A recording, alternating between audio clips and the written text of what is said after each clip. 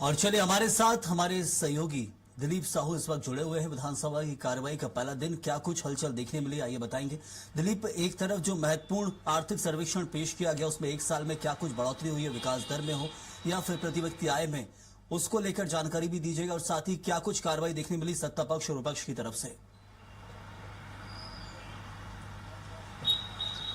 जी बिल्कुल सही। हम आज छत्तीसगढ़ विधानसभा की बजट सत्र का पहला दिन था और पहले दिन राज्यपाल के अभिभाषण के साथ शुरुआत हुई, जिन्होंने राज्यपाल ने इस दौरान प्रदेश में शायद सरकार के 2 साल का लेखा जोखा भी प्रस्तुत किया और 2 साल में जो उपलब्धियां रही सरकार की, चाहे कृषक उन्नति योजना के माध्यम से किसानों को अधिक आय देना हो या समर्थन मूल्य पर धान खरीदी का जो रिकॉर्ड है लगातार बनी है इसको लेकर चर्चा हो, या फिर महतारी वंदन योजना के माध्यम से नारी सशक्तिकरण की बात जो की जा रही है उसे साकार करने की बात कही गई। प्रदेश में 69 लाख महिलाओं को प्रति माह 1,000 रुपया महतारी वंदन योजना के तहत दिया जा रहा है। इससे न सिर्फ महिलाओं को आर्थिक सशक्तिकरण मिल रहा है, इसके साथ ही साथ वे आत्मनिर्भर भी हो रहे हैं। इसी तरह अलग अलग जो सरकार की योजनाएं हैं, चाहे तेंदुपत्ता खरीदी की मामले को हो, जो पिछले साल तक 4,000 रुपये प्रति मानक बोरे की दर से खरीदी की जा रही थी, अब 5,500 रुपया प्रति मानक बोरे की दर से खरीदी की जा रही है।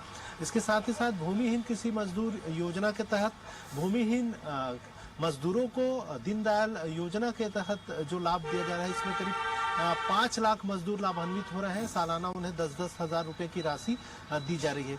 इसको लेकर भी जानकारी दी। साथ ही साथ जो नक्सल क्षेत्र में बड़ा उपलब्धि मिली है सरकार को, लगातार जिस तरह से जो एक लक्ष्य लेकर चल रहा है कि 31 मार्च 2026 तक, यानी करीब महीने भर बाद जो पूरे नक्सलवाद का सफाया कर दिया जाएगा, उसी कड़ी में लगातार सफलता मिली है और निश्चित तौर पे आने वाले समय में बस्तर नक्सल मुक्त हो जाएगा। इस तरह के दावे राज्यपाल के अभिभाषण के दौरान कही गई और राज्यपाल ने आज एक खाका जो शायद सरकार ने खींची है वो आने वाले समय में जमीनी स्तर पर उसको देखने की बात कही। इसको लेकर हालांकि विपक्ष ने सवाल खड़े किए और पूर्व सीएम भूपेश बघेल ने सीधे तौर पर सवाल पर निशाना साधा कि जिस तरह से राज्यपाल के अभिभाषण के दूसरे दिन ही बजट लाया जा रहा है, तो इसका मतलब यह है कि सरकार के पास कहने को कुछ नहीं है।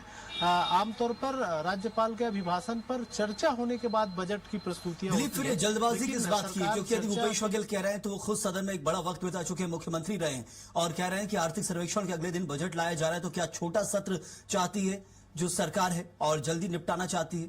क्या ये आरोप लग रहा है सत्ता पक्ष के ऊपर? जी बिल्कुल सही। हम जिस तरह से चाह रहे हैं कि उनका सीधे तौर पर कहना है कि बजट में कुछ खास नहीं है और अभिभाषण में भी केवल पुराने मामले के पिछले साल भी जो बातें कही गई थी उन्हीं तमाम चीजों को दोहराया गया है, नया कुछ नहीं है। इस तरह के तंज कसते हुए नजर आए पूर्व सीएम भूपेश बघेल। हालांकि जो कैबिनेट मंत्री है रामविचार नेताम है, उनका साफ तौर पर कहना है कि जो राज्यपाल के अभिभाषण में जो तमाम बातें जो कही गई वो राज्य सरकार की उपलब्धियां हैं। 2 साल में राज्य सरकार ने जो उपलब्धियां हासिल की उन्हें ही प्रस्तुत किया गया है। निश्चित तौर पे आने वाले समय में जमीनी स्तर पर यह और प्रबल रूप में देखने को मिलेगा।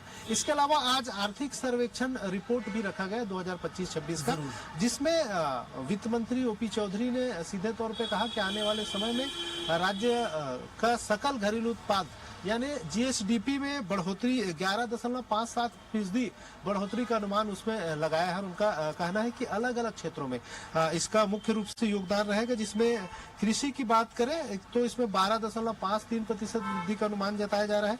वहीं उद्योग क्षेत्र में 10.26% बढ़ने की संभावना और सेवा क्षेत्र में 13.15% वृद्धि की बात कही जा रही है। कुल मिलाकर 2025-26 में जीएसडीपी प्रति व्यक्ति आय में भी बढ़ोतरी की बात यहाँ की जा रही थी, लेकिन अब बजट में क्या कुछ खास आएगा उसका इंतजार इस वक्त प्रदेशवासी कर रहे हैं। बहुत शुक्रिया आपका हमारे साथ जुड़ने के लिए।